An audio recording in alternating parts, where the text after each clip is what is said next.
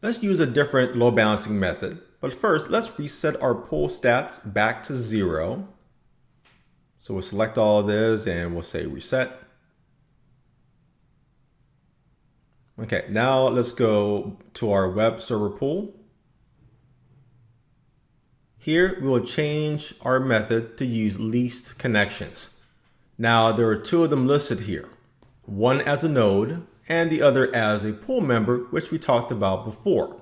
So as a recap, if we are load balancing based on the pool members, that means it will take into consideration the total number of HTTP connections to that server. Using node means it will take into consideration all connections to that server, which may be part of other pools like web, FTP, or email, for example. So this one is a lot more realistic if your servers will exist in different pools servicing different application requests.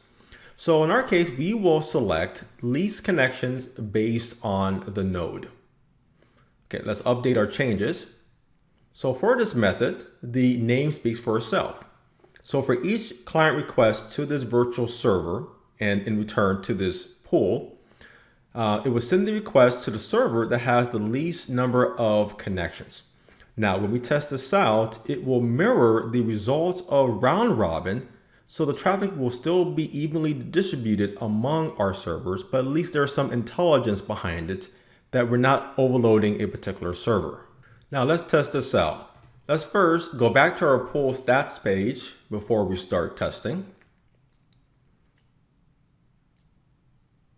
Okay, let's go to pools for the type.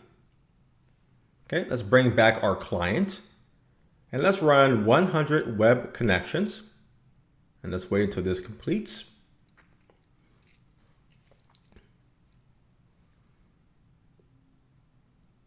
Okay, that completed. So let's go back and let's refresh our page here.